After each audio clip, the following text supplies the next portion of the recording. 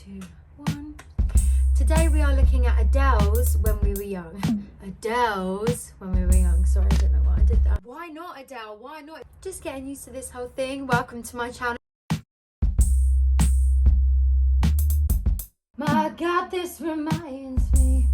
How funny. I haven't been recording that sound either.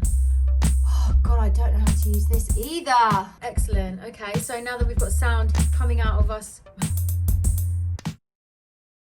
Chose this song to be the first that we work on together for these 3 reasons: emotional delivery, range, and placement.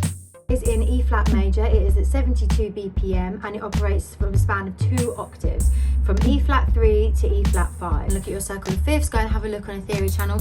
That is not me here, I'm afraid. No one wants that, believe me.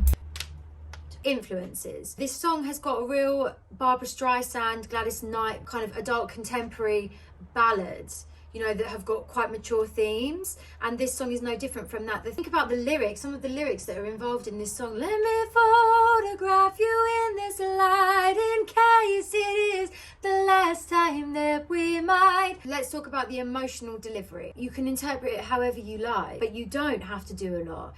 The melody lends itself to contemplation. I think that the song lyrics have got any real kind of negative connotations. It's not an angry song, it's not a breakup song, it's not one like, oh, you hurt me and this is my revenge. Like, no, it's got a very warm, loving feel to it. It's, you know, it's a love song down to the ground, but it's not necessarily a romantic love song.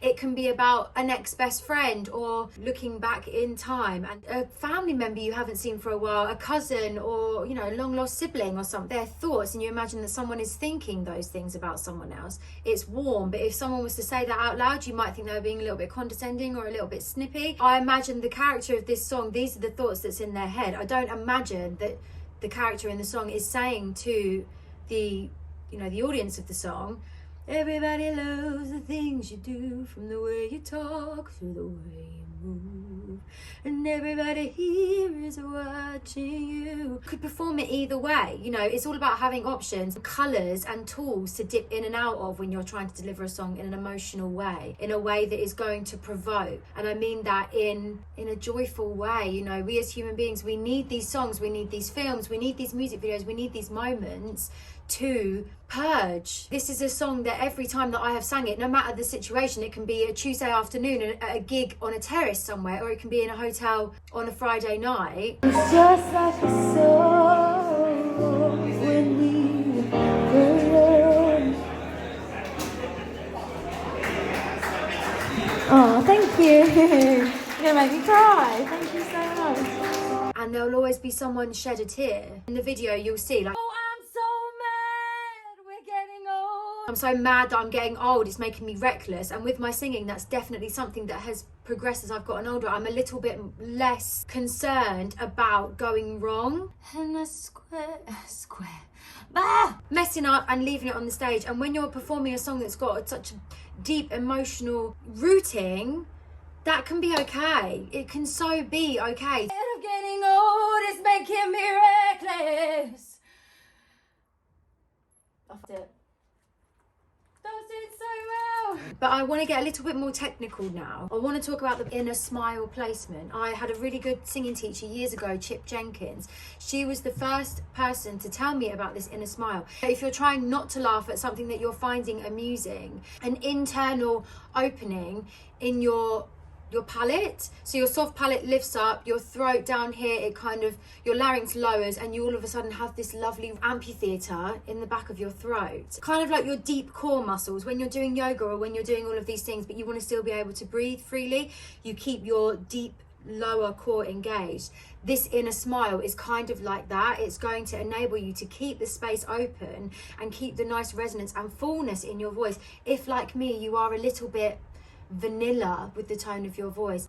This might not be the best, but let's try, shall we? Breathing technique, correct placement can sometimes take people years, so don't worry if you're not getting it straight away. Like, keep doing it, keep doing it, keep doing it. It's muscle memory. With singing, it is absolutely muscle memory. But when you're recording, you want to have much more of an idea of what you're doing, because you have lights, you have someone else filming you, you have like all of these things that you need to think about. And the last thing that you want to be doing is learning the song. The performance video, that was one of the last takes that we did, because I kept messing up until then. I hadn't learned the middle eight correctly. I was messing up the ending because I just walked straight into the shoot and didn't even rehearse, really. I just thinking I'm going to rely on my muscle memory. That got me 75-80% of the way through. The take that I used for the performance video compared to the one I'm going to leave at the end of this tutorial, I want you to see, like, that was the first test take and it was perfect until the end. Yeah. You still see the moon? Yeah. Okay, so I'm going to move on to range now. Ariel said during the recording process, he said that he was pushing for Adele to get that high note because it needed a cry to it. So it needed that span. My general tip for singing higher notes at a higher register is to think about yourself like a saxophone. And I'm going to talk specifically about that note that's at the end of the... My friend Jai, who's a great saxophonist, told me this years ago, that when you are playing saxophone and you're going higher, you have to back off and use less air. Singing high is just about kind of getting the tension all out of the way. Also, back off.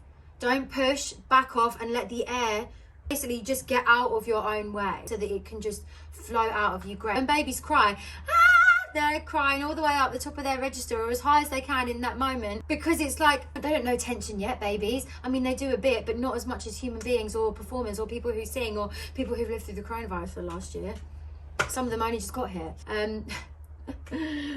Definitely get this wrong a bit, but this is just the test, isn't it?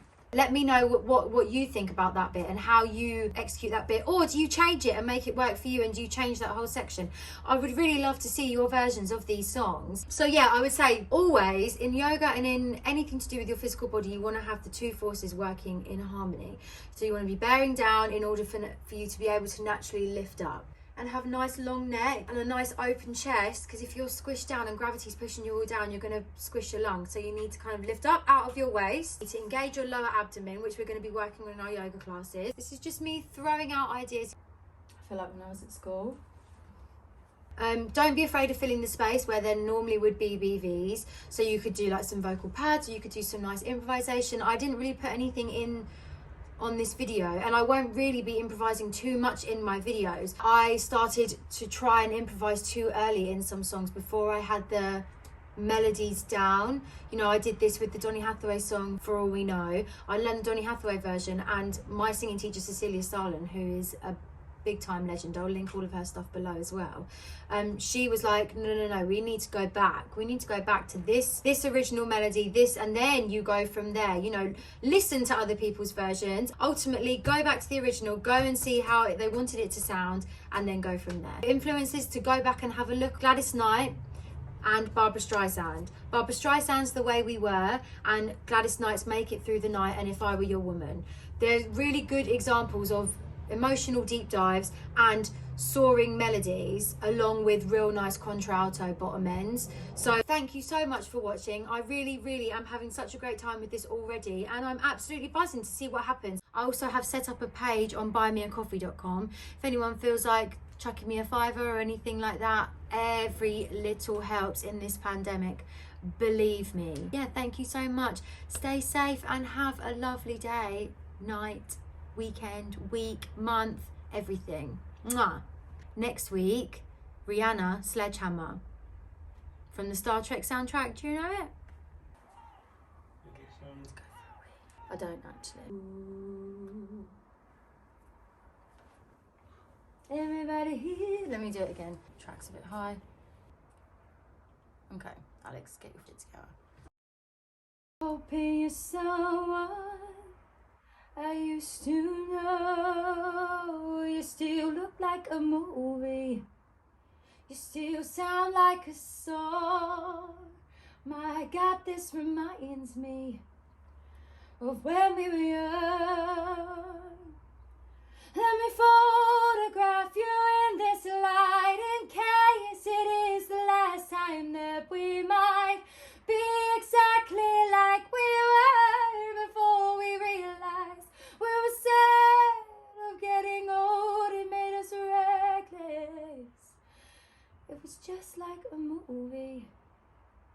just like a song.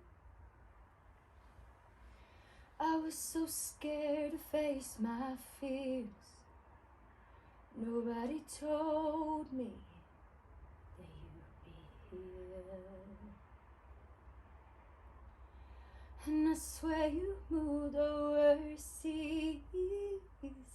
That's what you said when you left.